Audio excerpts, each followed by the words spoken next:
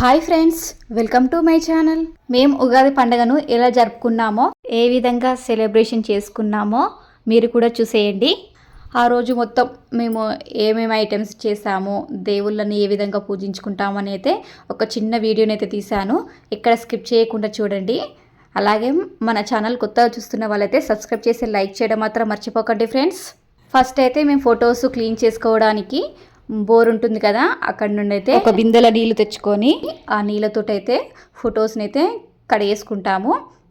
Photos అన్నిటినీ clean చేసుకున్న తర్వాత ఇప్పుడు ఫొటోస్కి అయితే బొట్టు అయితే పెట్టేసుకోవాలి. దానికోసం గంధంలో కొంచెం వాటర్ వేసి కలుపుకుంటున్నాను. ఇప్పుడు ఫొటోస్కి అయితే ఫస్ట్ గంధం పెట్టిన తర్వాత గంధం పైనుండి కుంకుమ బొట్టు అయితే పెడుతున్నాను.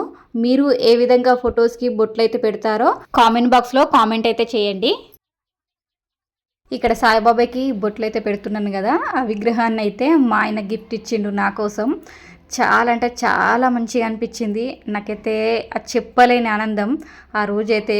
నాకు ఎందుకంటే సాయిబాబా అంటే చాలా ఇష్టమైన దేవుడు కాబట్టి ఆ దేవుడినే ఫస్ట్ గిఫ్ట్గానైతే మా ఆయన ఇచ్చిండు. ఇలా అన్ని చిన్న చిన్న ఫొటోస్కి అన్నీ ఫస్ట్ పెట్టేసిన తర్వాత పెద్ద ఫోటోకి అయితే లాస్ట్ అయితే పెట్టేస్తున్నాను. మా అన్న హనుమాన్ మాల వేసినప్పుడు కొండగట్టుకైతే పోయిండు. అడిగి పోయినప్పుడు నా కోసమని ఈ ఫోటోని అయితే తీసుకొచ్చిండు. ఎందుకంటే అన్ని దేవుళ్ళు ఈ ఫోటోలోనే ఉన్నారు కదా, అందుకోసమని ఈ ఫోటోని అయితే తీసుకొచ్చిండు.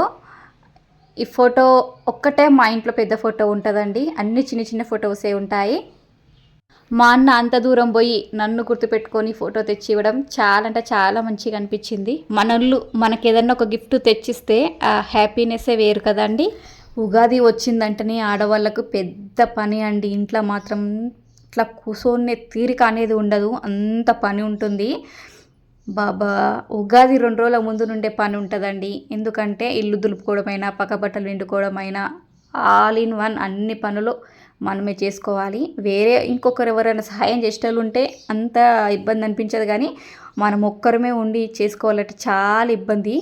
అందుకే ఒక 2 రోజుల ముందు నుండే ఉగాది పండగ అయితే ప్రిపేర్ అవుతూ ఉంటారు. మెయిన్ మాకు ఉగాది అంటే కూరాడైతే ఖచ్చితంగా పూజించాలి. మేమైతే కూరాడు ఖచ్చితంగా పూజించుకుంటాము.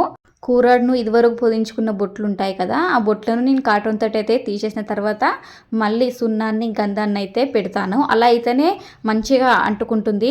అలా కాకుండా మనం పైనుండి అలాగే పెట్టేసాం అనుకోండి, అస్సలే అంటుకుంటలేదు. అందుకే ఫస్ట్ అయితే మొత్తం తీసేసిన తర్వాత మళ్ళీ సున్నాన్ని అయితే మళ్ళీ పైనుండి అయితే పెడుతున్నాను. సున్నంలో కొంచెం వాటర్ అయితే పోసి మంచి ఇట్లా కలిపేసిన తర్వాత కాటన్ తోటి అయితే అట్లా పెట్టేస్తున్నాను. మీరైతే వీడియోలు చూడండి. అలా మెల్లగానే పెట్టేశానండి, వీడియోలో స్పీడ్ పెట్టేశాను కాబట్టి మీకు అట్లా స్పీడ్ అనిపిస్తుంది. కూరాడు పటువకి పై భాగాన కింది భాగాన సున్నాన్ని పెట్టేసిన తర్వాత పక్కకి కంచుడు పడుతుంది కదా, ఆ కంచుడు కూడా సున్నాన్ని మొత్తం పెట్టేసేయాలి. పై భాగాన కింది భాగాన మొత్తం పెట్టేసుకోవాలి సున్నాన్ని. ఈ సున్నం పెట్టేటప్పుడు బొట్లు పెట్టేటప్పుడు కింద పడిపోతుంటాయి కదా, అలా కింద పడకుండా అని ఒక పేపర్ అయితే వేసేసాను. బండల పైన ఏం పడకుండా కేవలం పేపర్ పైన పడతాయి కాబట్టి మనకు మళ్ళీ క్లీన్ చేసే పని అనేది ఉండదు. మీరు కూడా ఫొటోస్ను క్లీన్ చేసుకునేటప్పుడు పేపర్ అయితే వేసుకోండి. తర్వాత మధ్యలోనైతే గంధాన్ని అయితే పెట్టేస్తాను. ఇట్లా గంధాన్ని మొత్తం పెట్టేస్తే ఈ విధంగానైతే కూరాడు కనిపిస్తుంది. చాలా మంచిగా కనిపిస్తుంది, నిండుగా కనిపిస్తుంది కదా అండి. ఇట్లా గంధం పెట్టేసిన తర్వాత ఫస్ట్ అయితే పసుపుతోటి మేము ఎం షేపులోనైతే పెట్టేస్తానండి నేనైతే. అది ఏం షేప్ అని మీకు తెలియనీకి అట్లా అంటాను, మరి అది ఎందుకు అట్లా పెడతారో తెలియదు, కానీ మా అత్తమ్మ అప్పుడైతే అట్లనే పెట్టింది. నేను కూడా అదే విధంగా పెడతా ఉంటాను, ప్రతి సంవత్సరం ఇదే విధంగా పెడుతున్నాను నేనైతే. ఫస్ట్ ఒక్క రోజైతే మా అత్తమ్మ చేయించిపోయింది. ఇక తర్వాత సంవత్సరం నుండి నేనే పెడతాను, ఎప్పుడైనా నేనే పెట్టుకుంటాను. ఇలా ఈ విధంగా పెడతాము ఫస్ట్ అయితే. తర్వాత మధ్యలో అక్కడక్కడ బొట్లు అయితే పెట్టేస్తాము. ఇలా బొట్లు పెట్టేసిన తర్వాత చుట్టూ ఒక్కొక్క బొట్టు, ఒక పసుపు బొట్టు, ఒక కుంకుమ బొట్టు అయితే పెట్టేస్తాం. ఇప్పుడు ఈ దేవుని ఇంట్లో పనంతా అయిపోయిన తర్వాత మళ్ళీ కిచెన్లోకి అయితే పోవాలి. ఎందుకంటే ఇప్పుడు బచ్చాలు చేయాలి. బచ్చాలు చేసి పచ్చడి చేసి దేవునికి నైవేద్యం పెట్టిన తర్వాతనే మనం ఏమైనా తినాలి. అప్పటిదాకానైతే ఏం తినొద్దు. ఎందుకంటే పచ్చడ ఒక పొద్దుతోట చెయ్యాలి అని అంటారు మా సైడ్ అయితే. నాకు ఈ దేవుని ఇంట్లోనే మినిమం గంటన్నర 2 గంటల వరకు ఈ దేవుని ఇంట్లోనే అయిపోయిందండి. ప్రతిదీ క్లీన్ చేసుకోవాలి, మళ్ళీ బొట్లు పెట్టాలి, మళ్ళీ ఈ కంకణాలు కట్టుకోవాలి, పువ్వులు గుచ్చాలి. ఇవే పనండి. 1-2 గంటలు పట్టిందని నాకైతే. చాలా టైం తీసుకుంది. మళ్ళీ నేను పని అయితే మెల్లగా చేస్తాను. అడావిడి ఏం చేయను. చేసిన కాడికైనా నీట్గా చేసుకుంటాను పని అయితే. ఇలా పైన కూడా గంధం పెట్టేసి బొట్లు అయితే పెట్టేసుకుంటున్నాను. 5 బొట్లు అయితే పెట్టేసుకున్నాను.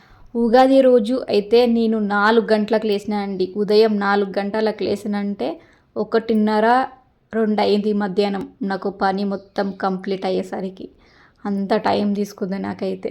కూరాడు పటవనైతే ఇగో ఇలా అయితే పూజించుకుంటాము మేమైతే. ఇది పూజించుకున్న తర్వాత మళ్ళా కంచుని కూడా పూజించుకోవాలి కదా. కంచుని కూడా పూజించుకుంటున్నాను.